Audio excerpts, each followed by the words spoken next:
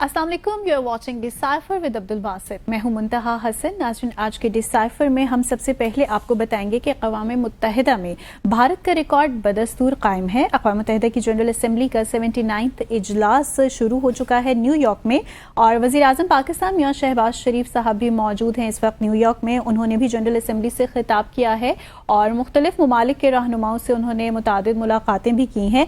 हम खास तौर पर बांग्लादेश के चीफ एडवाइज़र से उनकी मुलाकात का तज़किरा करेंगे और बांग्लादेश और भारत के ताल्लुकात का जायज़ा भी लेंगे।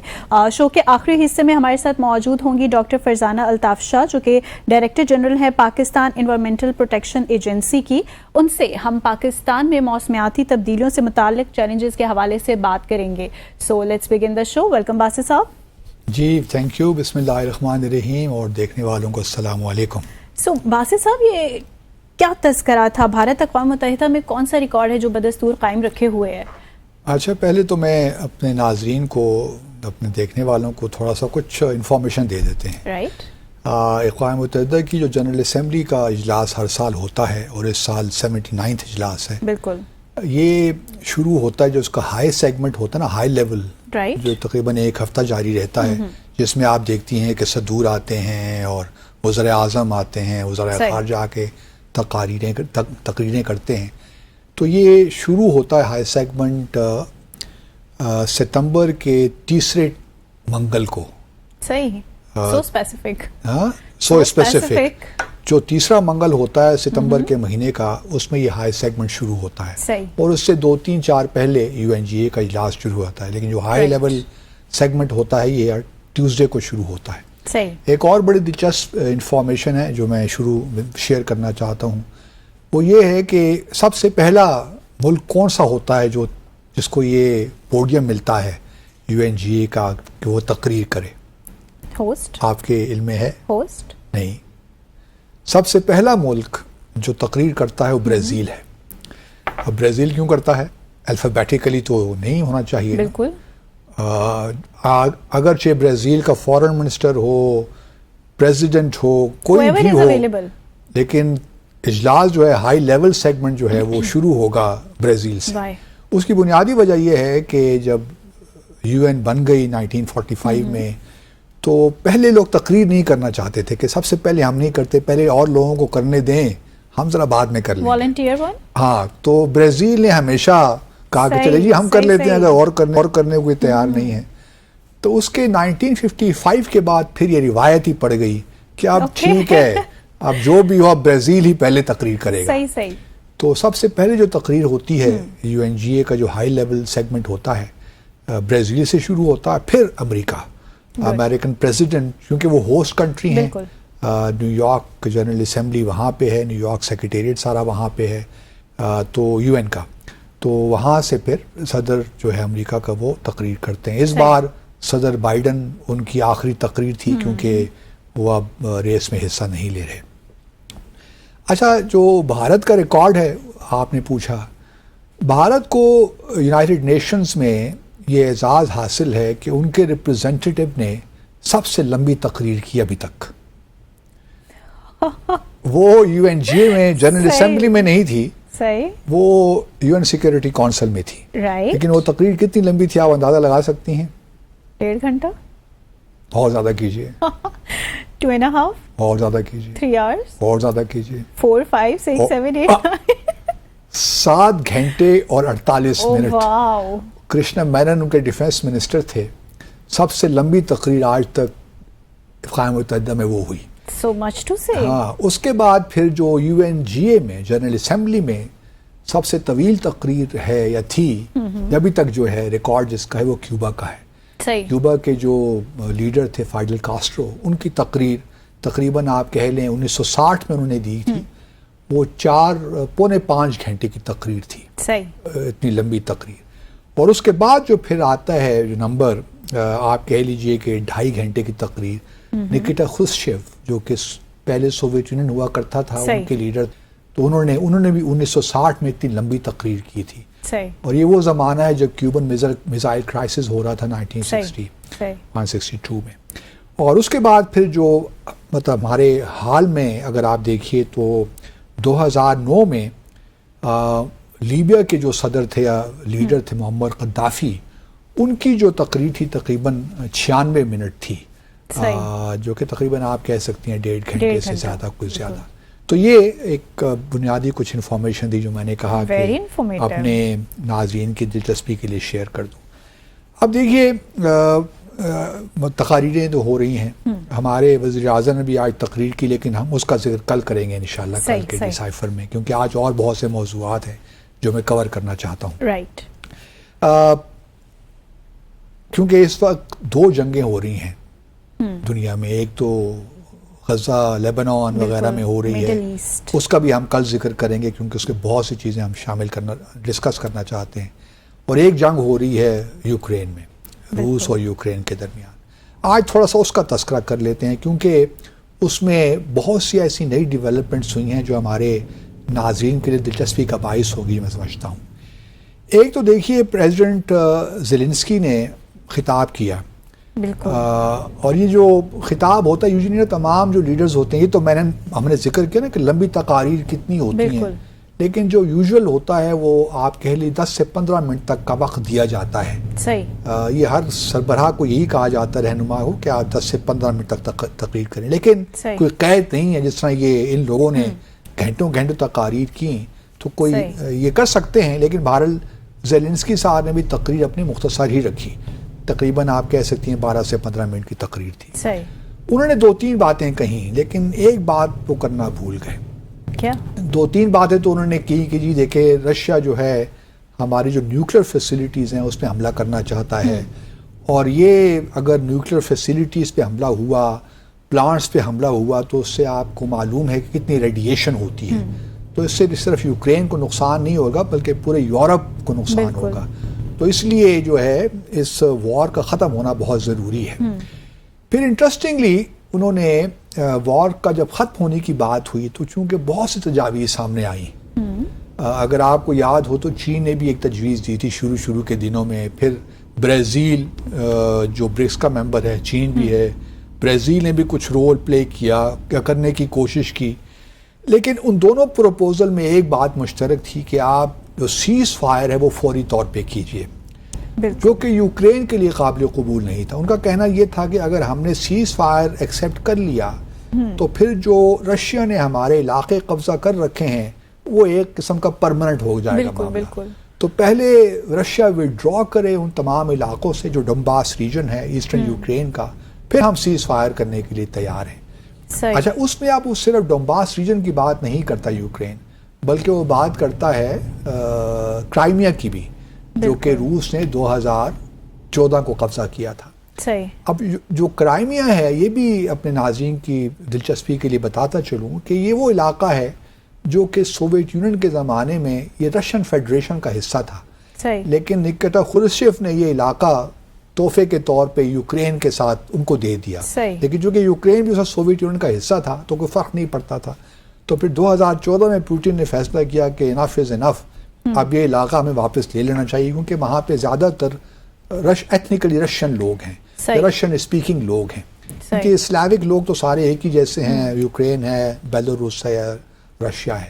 تو روس نے وہ علاقہ کرائمیا کا جو ہے 2014 کو واپس لے لیا. اب یوکرین یہ تقاضا کرتا ہے یا مطالبہ کرتا ہے کہ ہمیں وہ سارے علاقے واپس کریں تو پھر ہم نیگوسیشنز کے لیے تیار ہیں یا سیز فائر کے لیے تیار ہیں. لیکن روس کو رشیا کا ایسا جسچر نہیں آیا، ایسا کوئی بات. رشیا مطلب نقصان تو بہت ہو رہا ہے رشیا کو اس وقت. اگر آپ دیکھیے تو رشیا کو تقریباً ایک تخمینے کے مطابق 5 لاکھ فوجی یا رشین مارے گئے ابھی تک اس جنگ میں، جو کہ اٹس ہیوج. گو کہ یوکرین کا بہت نقصان ہوا ہے، وہاں بھی ڈسپلیسمنٹ بہت ہوئی ہیں، بہت سے لاکھوں کے یوکرینینز جو ہیں وہ یا تو اور علاقوں میں شفٹ ہو گئے ہیں جو ریلیٹیولی سیف ہیں، یہ یورپ میں آ گئے ہیں، ویسٹرن یورپ میں. خاص طور پہ اگر آپ آئرلینڈ جائیے نا تو وہاں تو لوگ بہت تنگ ہیں، جو آئرش لوگ ہیں، کیونکہ وہاں پہ یوکرینینز بہت آئے ہیں تو وہ ان کے لیے درد سر بن گئے. اب یوکرین کے پریزیڈنٹ صاحب نے جو اپنی تقریر میں تو یہ بات کر لی کہ جی نیوکلیر فیسیلیٹیز کو ٹارگٹ کر رہا ہے رشیا، تو اس سے ریڈیشن، یہ ایک لحاظ سے آپ یوں کہیے کہ یورپین جو ویسٹرن کنٹریز ہیں ان کو بتانے کی کوشش تھی کہ اگر آپ نے ہماری ہیلپ نہیں کی اور چونکہ سردیاں آ رہی ہیں اور یہ روس کی اسٹریٹجی ہے کہ جو ہمارے انرجی ہائیڈرو الیکٹرک پروجیکٹس ہیں یا ڈیمز ہیں یا جو بھی ہیں وہ سارے ان کو تباہ کرے تاکہ یوکرین میں سردیوں میں ایک کرائسس کریٹ ہو, انرجی کرائسس, کیونکہ بہت سخت سردیاں پڑتی ہیں. تو وہ اب روس کی اسٹریٹجی کہتے ہیں یہ ہے, اور اس سے آبویسلی اور پریشر بڑھے گا, لوگ جائیں گے یا پھر انرجی کرائسس ہو سکتا ہے. تو اس وجہ سے انہوں نے ایک الارم کریٹ کیا کرنے کی کوشش کی زیلنسکی صاحب نے یورپین کنٹریز کے لیے کہ آپ ہماری مدد کیجئے ورنہ آپ لوگ بھی مارے جائیں گے. تو ایک تو یہ انہوں نے ذکر کیا. دوسرا انہوں نے بار بار UN چارٹر کی بات کی, ٹیریٹوریل انٹیگریٹی کی بات کی, سوورنٹی کی بات کی, یہ ساری باتیں جو ہم صبح شام سنتے رہتے ہیں. دیکھیے بحیثیت پاکستانی ہم سب سمجھ سکتے ہیں یوکرین کا, کیونکہ کسی بھی ملک کو یہ اجازت نہیں ہے کہ وہ ایگریشن کے ذریعے کسی دوسرے ملک کی ٹیریٹری کو آکوپائی کرے. روس کو بھی یہ حق حاصل نہیں ہے. لیکن یہ بھی بات اپنی جگہ حقیقت ہے کہ یوکرین کے صدر نے اننیسیسریلی صدر پیوٹن کو پرووک کیا ہے, بار بار نیٹو کا ذکر کر کے کہ ہم نیٹو جوائن کریں گے, جو کہ روس کی ریڈ لائن سمجھ لیجئے. اور پرانے جو ان کے منسک پروسیس چل رہا تھا اس کے تحت ایک کمٹمنٹ بھی دی گئی تھی کہ ہم نیٹو کو اس حد تک ایکسٹینڈ نہیں کریں گے جہاں سے روس کو خطرہ محسوس ہو. تو روس کو اب یہ اس نے بھانپ لیا تھا کہ ساری جو ویسٹرن دنیا ہے چین اور روس کے خلاف کھڑی ہو چکی ہے, تو انہوں نے کہا کہ جی یوکرین کو ہم شامل نہیں ہونے دیں گے. اور اسی دوران اگر آپ دیکھیے تو یوکرین کو بہت اسلحہ بھی فراہم کرتے رہے ویسٹرن دنیا, US بھی کرتا رہا. تو ایک اننیسیسری چیز یوکرین نے کی اور پریزیڈنٹ زیلنسکی نے کی خاص طور پہ. تو اپنے آپ کو یہاں پھنسا دیا خامخواہ میں. کنسیکوینسز کے لیے بھی ریڈی رہنا چاہیے تھا. لیکن ان کا خیال یہی تھا کہ ساری ویسٹرن دنیا ہمارے ساتھ کھڑی ہو جائے گی, جو کہ ہوا بھی کسی حد تک. ویسٹرن دنیا نے بھی آپ دیکھیے تو کوئی تقریر آپ کو جنرل اسمبلی میں نہیں ملتی خاص طور پہ ویسٹرن دنیا کی جانب سے جہاں پہ یوکرین کا ذکر نہ ہو. اور پھر صدر زیلنسکی کی ملاقات بھی ہوئی صدر پیوٹن کے ساتھ, صدر بائیڈن کے ساتھ وائٹ ہاؤس میں, جہاں پہ انہوں نے $8 بلین مزید ملٹری اسسٹنس دینے کا اعلان کیا, جس کا مطلب یہ انہوں نے کہا کہ آئی ول میک اٹ شیور کہ یہ جو امداد ہے یہ یوکرین پہنچ جائے 20 جنوری سے پہلے جب انہوں نے صدر کے عہدے سے اسٹیپ ڈاؤن کرنا اور نئے صدر نے حلف اٹھانا ہے. تو چونکہ یہ بھی خطرہ ہے کہ پریزیڈنٹ ٹرمپ جیت جائیں, اور اب کچھ چانسز لگ ہی رہے ہیں, کچھ سمجھ میں نہیں آ رہا ہو کیا رہا ہے, لیکن آپ کی شاید خواہش پوری ہو جائے, صدر ٹرمپ جیت جائیں. اور JD وینس جو وائس پریزیڈنشل کینڈیڈیٹ ہیں ٹرمپ کے ساتھ, انہوں نے تو بڑا واضح طور پہ کہا ہے کہ یوکرین کی وار کا ہمیں فکر نہیں کرنا چاہیے. اور دوسری طرف ٹرمپ نے یہ کہا ہے کہ وہ اگر جیت جاتے ہیں تو اپنے حلف لینے سے پہلے ہی وہ یہ یوکرین میں وار ختم کروا دیں گے. تو اس کا مطلب یہ ہوا کہ وہ پریزیڈنٹ زیلنسکی پہ پریشر بلڈ کریں گے. تو پریزیڈنٹ زیلنسکی کا بھی یہی ہے کہ جس قدر اسلحہ مل جائے, جس قدر ہمیں چیزیں مل جائیں ٹرمپ کے آنے سے پہلے اگر وہ جیت جاتے ہیں, جلدی مل جائیں تو ان کے لیے بہتر ہی ہوگا. وہ پھر اور اسی لیے انہوں نے جو کرسک کا ریجن تھا رشیا کا, اس کے اندر بھی آئے اسی وجہ سے کہ وہ اپنی جو نیگوشیٹنگ پوزیشن تھی اس میں لیوریج قائم کرنا چاہتے تھے, بڑھانا چاہتے تھے. تو ایک تو یہ پہلو بھی سامنے رکھی. اب زیلنسکی صاحب نے بات کیا نہیں کی, میں اس کی طرف آنا چاہتا ہوں. کیا انہوں نے ذکر نہیں کیا اپنی تقریر میں, وہ بڑا امپورٹنٹ ہے. کیونکہ آپ یہ باتیں کرتے ہیں کہ جی روس نے آکوپائی کر لیا ہماری لینڈ کا, بڑا ظلم ہوا. ہم مانتے ہیں کہ روس نے پیورلی انٹرنیشنل لا کے کانٹیکسٹ میں ٹھیک نہیں کیا. ایک ساورن کنٹری تھا یا ہے بھی یوکرین, تو یہ نہیں ہونا چاہیے تھا. اگر کوئی خدشات تھے بھی, تحفظات تھے بھی, تو مذاکرات کے ذریعے ان کو حل کرنا چاہیے تھا. لیکن بہرحال روس نے اپنا اسپیشل ملٹری آپریشن کر دیا. اب یوکرین کے صدر نے تقریر تو کی, لوگوں دنیا بھر میں کہا کہ جی ہمیں آپ کی سپورٹ کی ضرورت ہے. لیکن کیا ہی اچھا ہوتا کہ صدر جو زیلنسکی ہیں اپنی تقریر میں ذرا یہ بھی ذکر کر دیتے کہ جو اسرائیل اس وقت غزہ میں یا لبنان میں کر رہا ہے, جو وہاں پہ آکوپیشن ہوئی ہے, جہاں آپ کہتے ہیں نا کہ فورن آکوپیشن ہو رہی ہے, ظلم ہو رہا ہے, تو صدر زیلنسکی کے لیے بڑا اچھا ہوتا کہ وہ یہ بھی ذکر اسرائیل کو بھی ذرا کنڈیم کر دیتے کہ یہ آپ کیا کر رہے ہیں. ایک طرف تو آپ دنیا کی سپورٹ مانگ رہے ہیں نا کہ آپ کو سپورٹ کریں, دوسری طرف وہاں پہ 42,000 لوگ غزہ میں مارے گئے ہیں اور لیبنان میں معاملات شروع ہو گئے ہیں, آپ نے اس کا ذکر تک نہیں کیا. یہ مطلب کہاں کی, میں سمجھ نہیں پاتا. اگر آپ نے واقعی دنیا کی سپورٹ حاصل کرنی ہے تو پھر جو اور لوگ پس رہے ہیں, چلے کشمیر کا ذکر نہ کریں آپ, دیکھ مطلب ٹھیک ہے اس وقت وہ اس طرح معاملہ نہیں ہے گرم جس طرح لیبنان یا فلسطین کا معاملہ ہے. فلسطین کا تو ذکر کرو نا, خدا کا خوف کرو یار. پولرائزیشن نہیں ہے, یہ منافقت ہے. میں تو اس کو یہاں تک کہوں گا یہ ریئل پالیٹک ہے, انٹرنیشنل ریلیشن چلتے ہی اس طرح ہی ہیں. دوسری طرف اگر آپ دیکھیے تو ولمنگٹن ڈیکلیریشن ایشو ہوا کوارڈ کا سربراہی اجلاس ولمنگٹن میں ہوا, جو کہ ڈیلیور میں ہے, اور جو ولمنگٹن جو ہے صدر بائیڈن کا نیٹو ٹاؤن ہے یا شہر ہے, جو بھی آپ اسے کہہ لیں. وہاں پہ کوارڈ کی میٹنگ ہوتی ہے 1 ستمبر کو. اچھا آپ اس ڈیکلیریشن کو اگر آپ پڑھیے تو اس میں ہے تو سارا چین کے خلاف, لیکن چین کا نام کہیں نہیں ہے اور روس کا بھی کہیں نام نہیں ہے, کیونکہ بھارت وہاں پہ نا تو روس کو کنڈیم نہیں کر سکتے اس طرح. کنڈیم تو کیا لیکن اس طرح کنڈیم نہیں کر سکتے.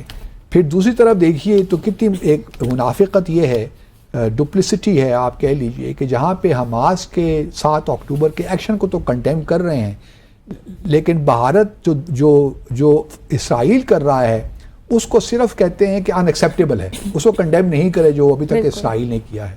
اس کے علاوہ ایک بڑی کامیابی جو ہے بھارت کو مل گئی کہ اس میں اس ڈیکلیریشن میں ممبئی اور پٹھان کوٹ کے جو انسیڈنٹ ٹیررسٹ ایکشنز جو بھی وہ کہتے ہیں ان کا ذکر ہے, اور اس کو کنڈیم کیا گیا ہے.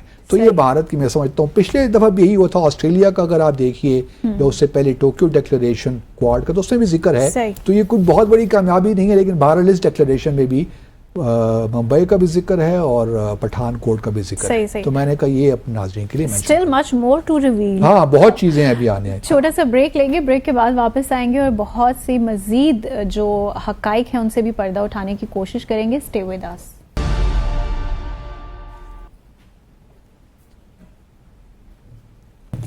Welcome back after the break. So Basit Sahib, ہم نے یوکرین کی بات کی, مجھے کوئکلی بتائیں گے کہ رشیا کا کیا اسٹانس ہے؟ رشیا کا بڑا زبردست اعلان کیا, انہوں نے اپنا جو سیکیورٹی ڈاکٹرن ہے وہ تبدیل کر دیا. انہوں نے کہا ہے کہ جی اگر کوئی ایسا ملک جس کے پاس نیوکلیر کیپیبلٹی نہیں ہے لیکن کوئی نیوکلیر پاور اس کی ہیلپ کر رہا ہے, تو پھر وہ اپنا نیوکلیر اٹیک بھی کر سکتے ہیں.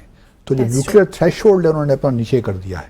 تو اگر امریکہ یوکرین کی مدد کر رہا ہے اور اگر اس کا کنونشنل اٹیک بھی روس کو ڈیمیج کر رہا ہے تو پھر وہ اپنے نیوکلیر ہتھیار بھی استعمال کر سکتا ہے. تو یہ بہت خطرناک ویری الارمنگ سچویشن ہو گئی ہے. سو اب میں آپ سے جاننا چاہوں گی کہ یہ جو نیو یارک میں میلہ سجا ہے, ہاں جی, اس میں ہمارے پرائم منسٹر تو بڑے زور و شور سے میٹنگز کر رہے ہیں, اور بڑی انٹرسٹنگلی جو انہوں نے میٹنگ کی ہے بنگلہ دیش کے چیف ایڈوائزر. ہاں بڑی میٹنگز تو دیکھیے انہوں نے بنگلہ دیش کے چیف ایڈوائزر سے کی, پھر پریزیڈنٹ جو ترکیے ہیں اردوان صاحب سے ان سے ملاقات کی, جو برطانیہ کے نئے وزیر اعظم ہیں کیئر اسٹارمر ان سے ملاقات ہوئی, پھر جو ہیں IMF کی مینیجنگ ڈائریکٹر ان سے ملاقات بھی ہوئی. تو ملاقاتیں تو بہت ہیں, لیکن سب سے دلچسپ ملاقات جو ہے وہ یہی ہے.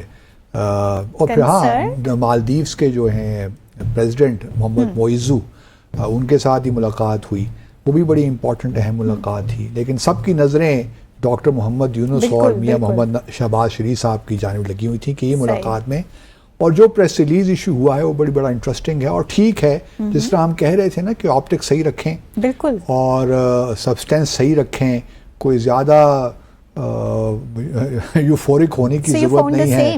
تو میں نے دیکھا کہ ٹھیک بڑا بیلنس طریقے سے اس ملاقات کو ہینڈل کیا گیا, اور جو پریس ریلیز ہمارے دفتر خارجہ نے ایشو کیا وہی بڑا بیلنس تھا اور صحیح باتیں اس میں کی گئیں. ایک تو دیکھیے یہ ایک بڑی خوش آئند بات ہے کہ جو فارن سیکرٹری لیول کی کنسلٹیشنز ہیں ان کو ریوائیو کیا جائے گا, جو ہر سال ہوا کریں گی. تو یہ ایک اچھا اقدام ہے کہ دونوں ممالک کے فارن سیکرٹریز ملیں ہر سال, کنسلٹ کریں کہ کہاں کہاں پہ ہم تعلقات کو آگے لے کر جا سکتے ہیں. تو میں ذاتی طور پہ یہ سمجھتا ہوں کہ یہ اچھی پیش رفت ہے. دوسری جانب یہ بھی کہا گیا کہ ایک انٹر گورنمنٹل کمیشن بنایا جائے دونوں ممالک کے درمیان. یوزلی ہمارے بہت سے ممالک کے ساتھ جوائنٹ اکنامک کمیشن ہیں, تو اگر ایک جوائنٹ اکنامک کمیشن، دیکھیں میں نے پہلی بھی کہا تھا، بلکہ ایک آرٹیکل بھی ہم نے دکھایا تھا جو میں نے لکھا تھا، میں نے یہی کہا تھا کہ فوکس کریں اقتصادی اور معاشی اور تجارتی تعلقات پر رادر دین کہ پولیٹیکل ایشوز پہ ہم بحث کریں. تو آئی ایم گلیڈ کہ ایک جوائنٹ اکنامک کمیشن اگر بن جاتا ہے تو اس کا بھی فوکس صحیح ہو، کیونکہ پاکستان انویسٹ بھی کرنا چاہتا ہے بنگلہ دیش میں، اور ہم نے ماضی میں بھی انویسٹ کیا ہے. شیخ حسینہ بھلے پاکستان اینٹی پاکستان ہوں، لیکن ہم چونکہ کبھی ہمارے دلوں میں یا ذہنوں میں ایسی چیز نہیں تھی کہ بنگلہ دیش ہمارا ہاسٹائل ملک ہے یا ایڈورسری ملک ہے. ہم نے ہمیشہ کھلے دل کے ساتھ ان کا ہمیشہ ان کو دیکھا بھی ہے، ان کا استقبال بھی کیا ہے. تو ہمارے لیے تو یہ بڑی اچھی بات ہوئی ہے کہ اب ہمیں یہ موقع ملا ہے کہ ہم اپنے تعلقات کو بہتر سے بہتر کر سکیں. تو یہ جو فارن سیکٹری لیول کنسلٹیشنز اور جوائنٹ کمیشن کا بننا میں سمجھتا ہوں بہت اچھی بات ہے. پھر اس بات پہ بھی غور ہو رہا ہے کہ ڈائریکٹ فلائٹس شروع کی جائیں ڈھاکہ اور اسلام آباد کے درمیان یا کراچی اور ڈھاکہ کے درمیان. یہ بھی بہت، لیکن کیا کریں پی آئی اے تو اس وقت وہ 1 اکتوبر کو اس کی نیلامی ہونے جا رہی ہے، لیکن بہرحال پھر بھی ہم امید کر سکتے ہیں کہ پی آئی اے اور بنگلہ دیش اپنی فلائٹس ویکلی شروع کریں گے، once a week اور twice a week depending on traffic کتنی ہے، کتنے لوگ آنا جانا چاہتے ہیں. اور مجھے یقین ہے کہ بے شمار لوگ آئے جائیں گے اگر یہ فلائٹ شروع ہو گئی ڈائریکٹ.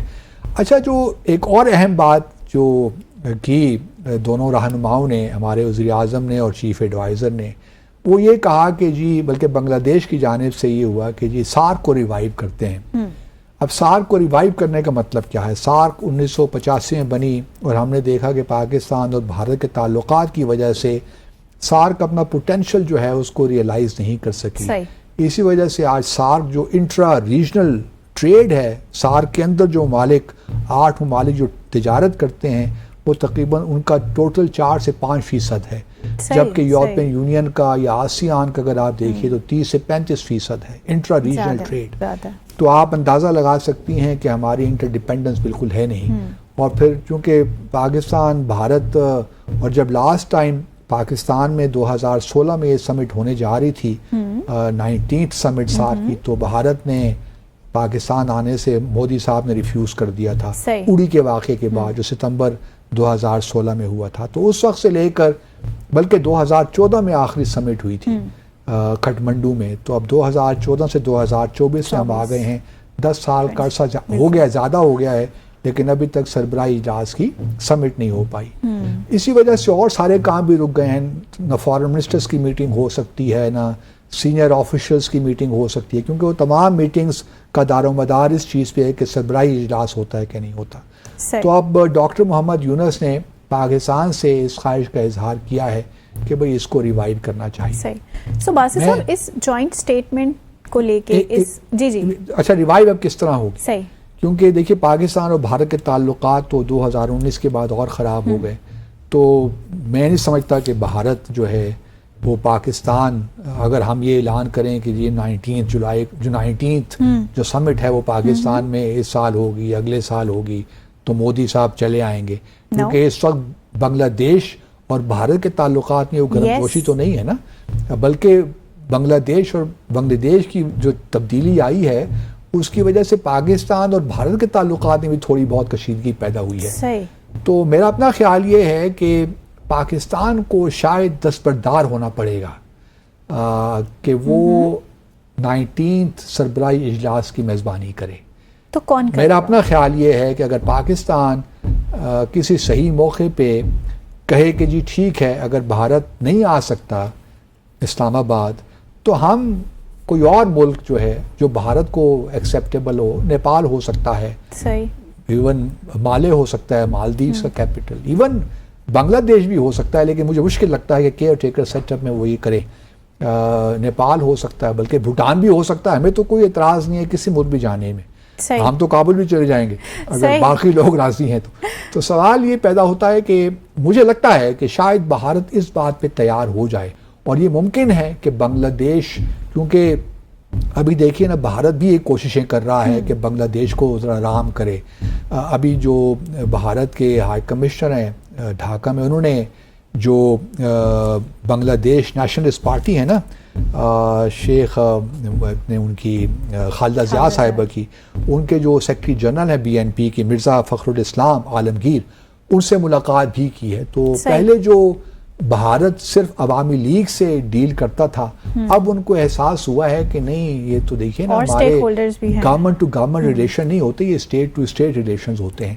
تو آپ کو ریچ آؤٹ کرنا پڑتا ہے تمام پارٹیز کے ساتھ، تمام سول سوسائٹی کے حلقوں کے ساتھ. آپ کا بھلے مسلم عوامی لیگ ہو، BNP ہو، جماعت اسلامی ہو، سب کے ساتھ آپ کا انٹریکشن ہونا چاہیے.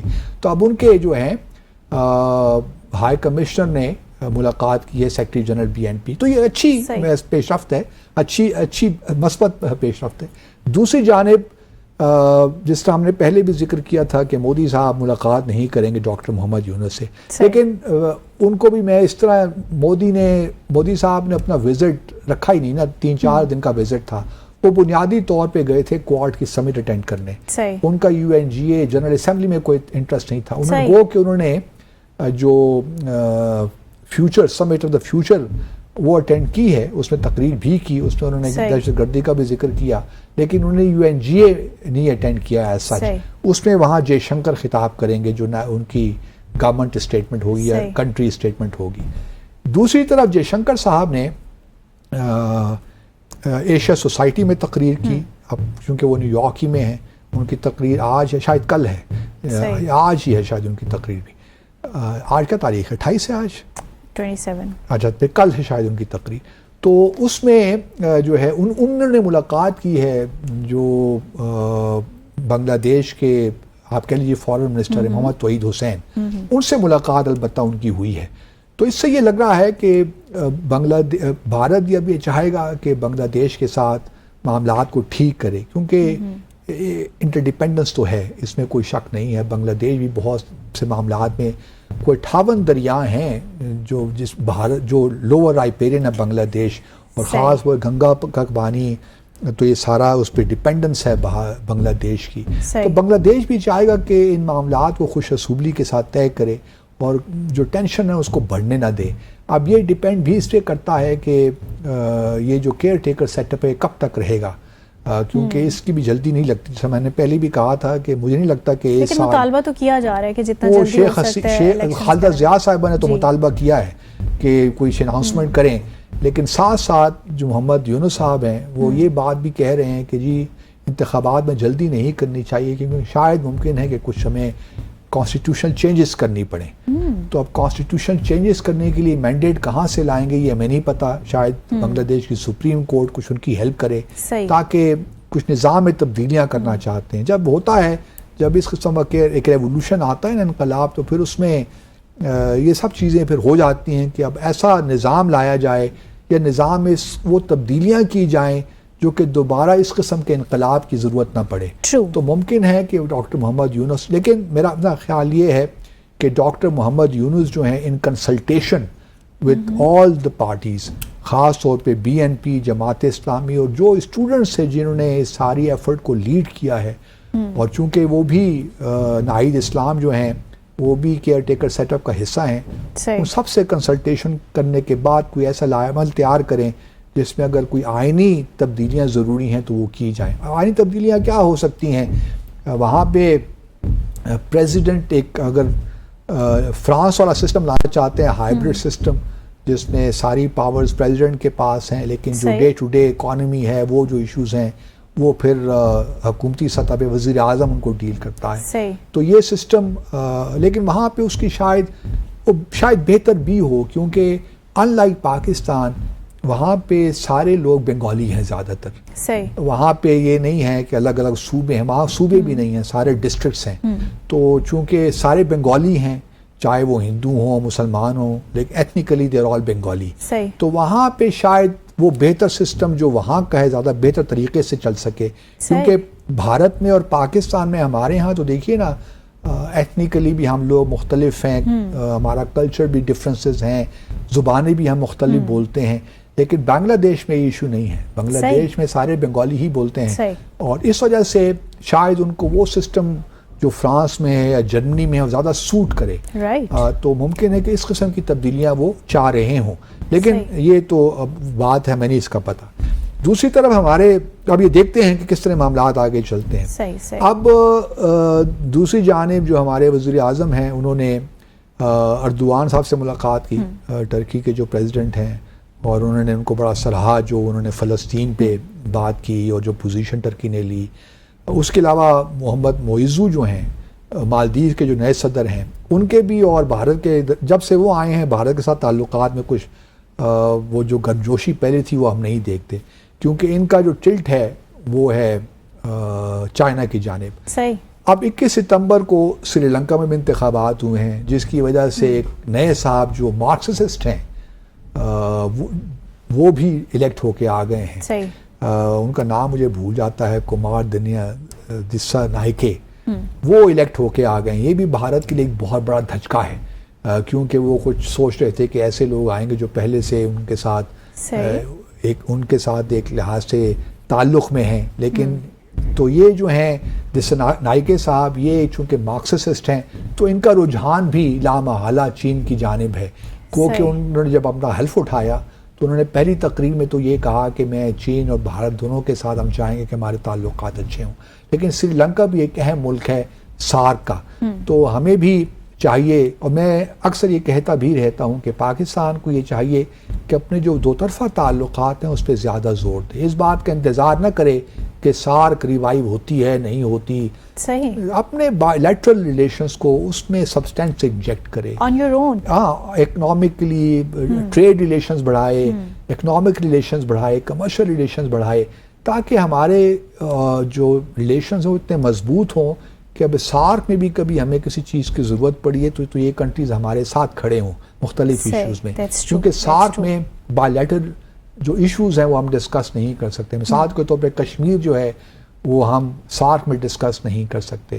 تو اس وجہ سے سارک کو, لیکن میرا اپنا ایک تھیسس یہ بھی ہے کہ اگر جو ممبر کنٹریز ہیں سارک کے 8 ممبرز ہیں, اگر ممبر ممالک کے درمیان بائیلیٹرل تعلقات ٹھیک نہیں ہیں تو آپ کمزور بنیادوں پہ علاقائی تنظیمیں کھڑی نہیں کر سکتے. جس طرح ہم نے سارک کے معاملے میں دیکھا ہے کہ جب بھی سارک کو ہم نے ریوائیو کرنے کی کوشش کی تو پاکستان اور یہ بھی یاد رکھیے منتہا کہ جب بھی سارک سمٹ نہیں ہوئی اس کا جو بنیادی جو ریفیوز کیا وہ بھارت نے کیا. بالکل. چاہے وہ مالدیوز میں اگر نہیں ہوئی تو بھارت کی وجہ سے نہیں ہوئی, سری لنکا میں نہیں ہوئی تو وہی بھارت کی وجہ سے نہیں ہوئی, کیونکہ بھارت کی انوالومنٹ رہی ہے. اب بنگلہ دیش میں انقلاب آنے کے بعد, مالدیوز میں حالات میں تبدیلی ہونے کے بعد, سری لنکا میں تبدیلی ہونے کے بعد بھارت کو یہ انٹروسپیکشن کرنے کی ضرورت ہے کہ تمام ممالک جو اس کے ہمسایہ ممالک ہیں, حالانکہ سب اس سے بہت چھوٹے ہیں, اس وقت بھارت دنیا کا سب سے آبادی کے لحاظ سے سب سے بڑا ملک ہے, بالکل, لیکن اس کے سارے اپنے ہمسایہ ممالک کے ساتھ تعلقات خراب ہیں, چین ہو, پاکستان ہو, تو بھارت کو تھوڑی بہت ریفلیکشن کی ضرورت تو ہے کہ ایسا کیوں ہے. چیلنجنگ سچویشن ہے ڈیفینیٹلی, آپ چونکہ اس وقت وہ ایروگنس میں ہیں, ایک ہیبرس سی سچویشن ہے, وہ سمجھتے ہیں کہ جی ہم سب بڑے, ہم سب کو بولی کر سکتے. اب وہ بولی کرنے کا زمانہ نہیں رہا, تو بھارت کو تھوڑا سا انٹروسپیکشن کرنے کی ضرورت ہے. تو لیٹس ہوپ کہ تھنگز گیٹ بیٹر, اور اگر پاکستان اپنے اس میزبانی 19 سمٹ کی میزبانی سے, سارک سمٹس کی میزبانی سے وڈرا کر جاتا ہے تو ممکن ہے کہ بھارت کے ری ایکشن کا ویٹ نہیں کرنا وہ پھر بنگلہ دیش, اور ہم بنگلہ دیش کو ہم یہ دیتے ہیں, یا سری لنکا یا مالدیوز, کہ وہ ذرا نیپال, چونکہ نیپال میں سارک کا سیکریٹریٹ ہے تو نیپال یہ کام کر سکتا ہے, ہمیں کرنے کی ضرورت نہیں ہے. لیکن اگر بھارت اتفاق کرے, راضی ہو جائے, تو پھر پاکستان سائلنٹلی دستبردار ہو جائے تو سارک سمٹ بھی ہو جائے گی. Still conditional. Let's take a short commercial break here. So welcome back after the break. After having a lot of debate on political changes, political change scenarios around the globe, now we are going to discuss about the climate change. اس کے لیے ہمیں join کریں گی doctor Farzana Altaf شاہ صاحبہ, جو کہ director general ہیں Pakistan environmental protection agency کی. Welcome, thank you so much doctor صاحبہ فار یور ٹائم.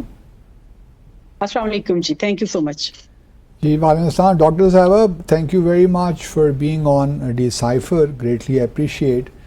کیونکہ آپ ڈائریکٹر جنرل ہیں پاکستان انوائرمنٹ پروٹیکشن ایجنسی کی, تو پہلے تو ہمیں یہ بتائیے کہ 2022 کے فلڈز بھی آئے. اس کے بعد ہم دیکھ رہے ہیں, بلکہ کل ایک بڑا اچھا آرٹیکل بھی آیا تھا ڈان میں پڑھ رہا تھا کلائمیٹ چینجز کے حوالے سے. اس آرٹیکل میں یہ کہنا تھا کہ ہمارے ہاں فنڈز کی شاید اس سے کمی تو نہیں ہے, لیکن کوئی پالیسی کوئی کلیئر نہیں ہے کہ ہم کس طرح کلائمیٹ چینجز کے حوالے سے جو ایشوز ہیں ان سے نبرد آزما ہوں.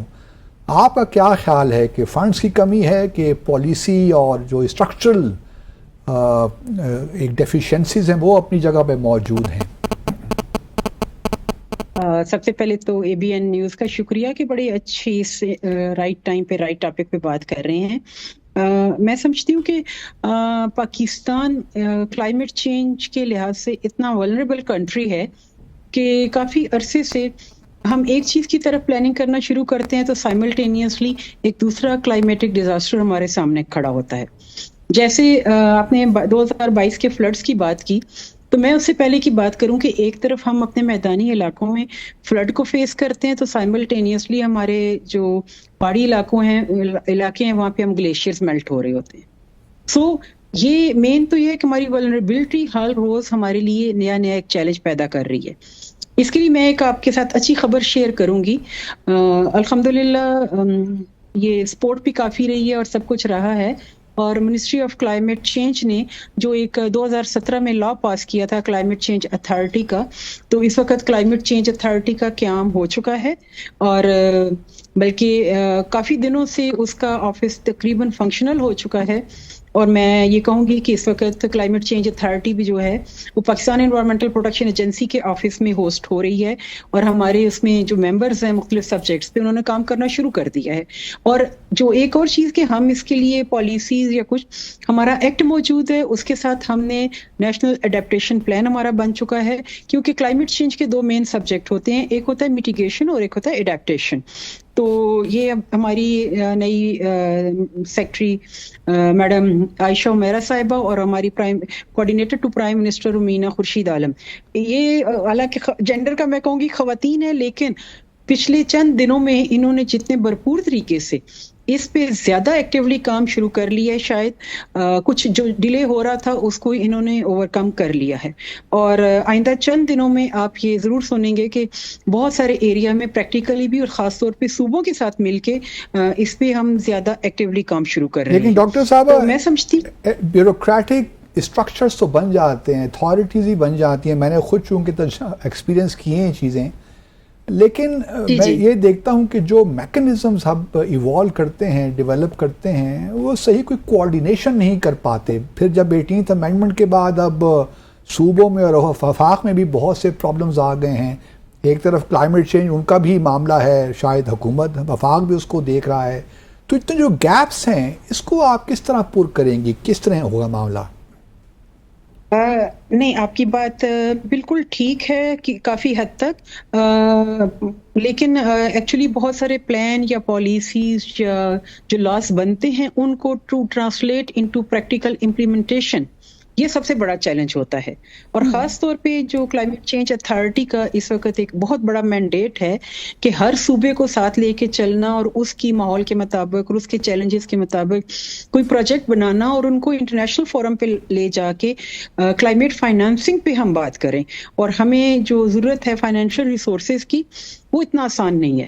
اور خاص طور پہ ابھی بھی میں آپ سے کہوں کہ اتنا ریپڈلی کام کرنے کے باوجود ہمیں اس لیول کے ایکسپرٹ ہنٹ کرنے میں پرابلم ہو رہا ہے کہ جو انٹرنیشنل فورمز پہ جا کے اور ہمارے لیے اچھے پروپوزل بنا کے اور صوبوں کے ساتھ مل بیٹھ کے, اور ہیومن ریسورس یا ہیومن باڈیز جب تک اتھارٹی کے اندر یا پالیسی لیول پہ نہیں ہوں گی تو صوبوں کے ساتھ انٹریکشن ریپڈلی کرنا مشکل ہوگا. 18 امینڈمنٹ کے بعد آپ کی بات صحیح ہے, بہت حد تک چیزیں ڈفرینٹ ہوئی, لیکن اس وقت جو ولنریبلٹی ہے ہماری یا جو کلائمیٹ چینج کے ریزلٹ میں اگر سوات سے فلڈ شروع ہوا ہے تو وہ فلڈ نہیں جانتا کہ کوئی ایسی امینڈمنٹ ہے کہ جس کے اندر کوئی بیریئر ہے. وہ سوات سے نکل کے पंजाब से होता हुआ बलूचिस्तान को भी अफेक्ट कर देता है, केपी के पूरे को अफेक्ट कर देता है और जाके हमारे समुंदर तक पहुंचता है। तो इसमें ये देखें कि डाउन स्ट्रीम भी है, तो तमाम सूबों के साथ इस पे मुशावरत शुरू हो चुकी है। और ख़ास तौर पे जो हमारा अडेप्टेशन प्लान है, मिनिस्ट्री ऑफ क्लाइमेट चेंज, क्यों इसीलिए इस मिनिस्ट्री का नाम चेंज करके ministry of climate change and environmental coordination रखा गया है, कि ताकि सूबों के साथ बाकायदा कोऑर्डिनेशन हो। और इसमें जो क्लाइमेट चेंज अथॉरिटी बनी है उसके अंदर जो मुख्तलिफ ह्यूमन रिसोर्स ऑक्यूपाई किया जा रहा है, वो डेजिग्नेटेड सूबों के लिए भी हैं, कि हर सूबे के लिए एक बंदा फोकल पर्सन होगा और वो सूबों के साथ मिलके काम करेंगे और उसके लिए प्रोजेक्ट्स बनाएंगे। और ख़ास तौर पे जो सूबा सिंध में एंड पे जाके हमारे सैलाब की वजह से सबसे ज़्यादा इम्पैक्ट आता है, वो भी देखेंगे। और ये मैं कहूँ सैलाब वाला तो एक फिनोमेना है, आप इसके साथ देख लें अभी इस साल में हमें एक डिफरेंट किस्म की क्लाइमेट को हम फेस कर रहे हैं। गुज़िश्ता चंद दिनों से हम पहले बात किया करते थे कि प्री मानसून होता है बारिशें शुरू होने से पहले, जबकि इस वक्त गुज़िश्ता एक हफ्ते से पूरा पाकिस्तान पोस्ट मानसून को फेस कर रहा है। और वो मौसम हुआ है जो कि प्री मानसून होता था, स्वेयर रेन हो रही है, हीट वेव आ रही है। कराची में आज फिर टेम्परेचर ज्यादा हुआ है, जबकि हम आज 28 सितंबर को बैठे हुए हैं और देख लें कि मौसम में जो है वो इतनी अच्छा डॉक्टर साहब ये बताइए कि कुछ अवेयरनेस क्रिएट करने के लिए जो हमारे एजुकेशन इंस्टीट्यूशंस हैं वहाँ पे कुछ ऐसे जो एडेप्टेशन की आप बात कर रही हैं, तो ये तो जो है ना एक अवेयरनेस का एक जनरेशनल प्रोसेस है। क्या हमारा आज का नौजवान उसको कॉलेज यूनिवर्सिटी में भी इस बात की तालीम दी जाती है कि किस तरह मौसमियाती तब्दीलियाँ हमारी इज्तिमाई ज़िंदगियों को अफेक्ट कर रही है, बल्कि इनफरादी ज़िंदगियों को भी? कोई इस किस्म के भी प्रोग्राम्स हैं educational level, education institution level पे? जी बिल्कुल, एक आपकी बात ये भी हाईलाइट आपने किया और स्पेशली यूथ की आप बात कर रहे हैं। तो तकरीबन इस वक्त पाकिस्तान की आबादी हम देखें तो 65% हमारी यूथ की कैटेगरी में आती है। तो इस वक्त एक्चुअल यूथ जो हमारी यूनिवर्सिटीज़ लेवल पे है उसके लिए प्राइम मिनिस्टर का एक बहुत बड़ा programme green youth movement gym के नाम से हायर एजुकेशन कमीशन के साथ चल रहा है। और उसमें मैं आपके साथ शेयर करूंगी कि क्योंकि मैं उसकी एक स्टीयरिंग कमेटी की मेंबर भी हूं और पूरे पाकिस्तान में हमने इस वक्त यूनिवर्सिटीज़ के अंदर ट्रेनिंग प्रोग्राम शुरू किया हुआ है। मल्टीपल स्टेक होल्डर्स हैं और पीएम लेवल पे इस प्रोग्राम को स्पेशली मॉनिटर किया जा रहा है और हम यूनिवर्सिटीज़ के अंदर जाके उनके फैकल्टी के साथ और स्टूडेंट्स के साथ मिलके इस पे काम कर रहे हैं। लेकिन इससे ज़्यादा हमारी वो यूथ जो यूनिवर्सिटीज़ के अंदर नहीं है और जो विलेज लेवल पे है या इस तरह की है, उनको एंगेज करने के लिए इस वक्त 2-3 बहुत अच्छे फोरम हमारे मैं कहूँगी मल्टी नेशनल्स ने या INGOs या NGOs जो हैं वो काम कर रही हैं। एक हमारा जेंडर क्लाइमेट एक्शन प्लान शुरू हुआ है मिनिस्ट्री ऑफ क्लाइमेट चेंज से। इसी तरीके से हमारा national youth climate change forum है एक, उसमें काम किया जा रहा है। यूथ को पॉजिटिवली एंगेज करना बहुत ज़रूरी है क्योंकि अवेयरनेस के बगैर शायद हम मज़ीद वल्नरेबिलिटी का शिकार होते जाएंगे। इसके साथ साथ ये बता दीजिए कि इलाके में ताउन कितना ज़रूरी है, क्योंकि पाकिस्तान जिस इलाके में रहता है हमारे भारत के साथ ताल्लुकात की भी नोयत आप जानती हैं, उनके साथ हमारा इस मामले में कोऑपरेशन कितना ज़रूरी है? मैं सिर्फ पड़ोसी मुल्क एक के हवाले से बात नहीं करूंगी, बल्कि हमारे जितने पड़ोसी ममालिक हैं, ईरान, अफगानिस्तान और इंडिया, इस साइड जो जोग्राफिक बाउंड्रीज हम इनके साथ शेयर करते हैं हर इस लिहाज से। और ख़ास तौर पे जो हम इंटरनेशनल फोरम पे बात करते हैं, स्मोक का फिनोमेना आप देख लीजिए, जो हमारे पे पंजाब आता है तो जब हम पे बैठ के बात करते हैं तो उस वक्त और डेफिनेटली ये एक ऐसा इशू है से हमारा कांटेक्ट नहीं प्रॉपर हो पा रहा, आपकी आवाज बहुत ज्यादा ब्रेक हो रही है। वेव पहले इंडिया की तरफ आती है फिर पाकिस्तान की तरफ मूव करती है। हमारा एक अच्छा फोरम है जिसमें तमाम सार्क कंट्री इंक्लूडिंग ईरान और अफगानिस्तान भी शामिल हैं, और हम इसमें trans boundary air quality movement पे बात करते हैं। और इस वक्त जो पंजाब में भी एक्शन लिए जा रहे हैं ट्रांस बाउंड्री की वजह से, जो हमारे लोकल सोर्सेज ऑफ पोल्यूशन है और जिनकी वजह से स्मोक हुई है, उसमें सीनियर मिनिस्टर पंजाब मरीम औरंगजेब साहिबा ने काफ़ी इनिशिएटिव लिए हैं। और ख़ास तौर पे जो हमारे लोकल मोबाइल सोर्सेज हैं गाड़ियों के या इंडस्ट्रीज़ के, उन पे काफ़ी उन्होंने नई स्ट्रेटजीज, नई पॉलिसीज़ लाई हैं। उससे हट के अगर हम बात करें अफ़गानिस्तान की तरफ से, तो वहाँ पे थोड़ा सा हमारा ट्रांस बाउंड्री एयर क्वालिटी का इशू बेहतर है, लेकिन जो कि दरियाए काबल पाकिस्तान में एंटर होता है तो वहाँ पे हमें और चीज़ों का, सिल्ट का या इस किस्म के चैलेंजेस फेस करने पड़ते हैं। सिमिलरली हमारे अगर ईरान साइड की हम बात करें तो वहाँ पे हमारा कुछ डेजर्ट एरिया या कुछ ऐसे एरियाज आ जाते हैं जिन्हें हाई लेवल पार्टिकुलेट मैटर्स का हमें सामना करना पड़ता है। तो रीजनल लिहाज से भी हमें सबके साथ मिलकर काम करना है। और ये मैं कहूँगी क्लाइमेट चेंज या इन्वायरमेंटल पोल्यूशन को वीज़ा नहीं चाहिए किसी कंट्री के अंदर दाखिल होने के लिए। तो ये एक चीज़ अगर हम समझ लें तो जॉइंट एफर्ट्स के बगैर शायद हम नहीं होंगे। और पाकिस्तान का एक और जो मैं कहूँ, हमें अपना सी साइड पे या कोस्टल लाइन की तरफ से जिन चैलेंजेस का सामना है विद द क्लाइमेट चेंज, वो भी एक अलार्मिंग है कि बहुत सारी जगहों पे हमारा जो सी लाइन है वो, आपने सुना होगा एक फिनोमेना की जिसमें वो खुश्की की तरफ मूव होना शुरू हो जाते हैं, इंक्रोजन शुरू हो जाती है। तो इसमें भी मल्टीपल एस्पेक्ट्स हैं। और पाकिस्तान अल्हम्दुलिल्लाह ऐसा हमारा मुल्क है जिसमें आपको हर किस्म की टोपोग्राफी अवेलेबल है, हर किस्म का मौसम पूरे साल यहाँ रहता है। अगर आप चले जाएं एक्सट्रीम नॉर्थ में तो वहाँ जून जुलाई में भी आपको विंटर का मौसम मिलता है। तो अगर इन चीज़ों पे हमने काम नहीं किया तो हम इस नेमत से भी शायद महरूम होना शुरू कर दें। एक चीज़ और मैं ये कहूँगी कि इदारों के रोल या यूथ के रोल से हट के पाकिस्तान के हर इंडिविजुअल का क्या रोल है इसमें, वो बड़ी अच्छा है, उस पर बात करना बहुत ज़रूरी है कि जब तक हर इंडिविजुअल अपने हिस्से का कार्य खैर इसमें नहीं डालेगा तो पाकिस्तान की वल्नरेबिलिटी कम करने के लिए, भले हम किसी भी इंटरनेशनल फोरम पे जाके कितनी भी बात कर लें, पार्टिसिपेशन चाहिए हर एक की। हर एक अपने हिस्से का, वो इस तरह है कि जैसे कहीं आग लगी थी और एक फाख्ता मुंह में पानी लेके जा रही थी, तो किसी ने उससे पूछा कि इससे आग तो नहीं बुझेगी, लेकिन उसने कहा मैंने अपना हक तो अदा करना है। तो मैं समझती हूँ कतरा कतरा भी हक अदा किया जाए इस मुल्क के लिए। हर बंदा ये सोच ले कि मैं अपना घर बनाने के लिए, अपने घर को डेवलप करने के लिए कितना कार्बन फुटप्रिंट जनरेट कर रहा हूँ। चंद दरख्त काटने से कितना कार्बन फुट सिंक कम कर दिया मैंने। तो मैं आपको बताऊं कि हमारी दुनिया के बहुत सारे ममालिक हैं जिनसे आम आवाम ये सबक सीख सकते हैं। वियतनाम जैसा आप कंट्री देख लें कि उनका कार्बन फुटप्रिंट जो है वो नेगेटिव में जा चुका है, जबकि इस वक्त दिन ब दिन हमारे ज़मीनें जो हैं वो कंक्रीट में बदलती जा रही हैं। हमारी पॉलिसी बन चुकी है जिसमें हम ग्रीन हाउसिंग को प्रमोट कर रहे हैं, लेकिन कितने लोग जो हैं उस पॉलिसी को अडॉप्ट कर रहे हैं। हाउसिंग की पॉलिसी जो है वो इंडिविजुअल लेवल पे हर सोसाइटी ने, हर इंडिविजुअल ने अडॉप्ट करनी है। ग्रीन बिल्डिंग कोड्स हमारे आ चुके हैं।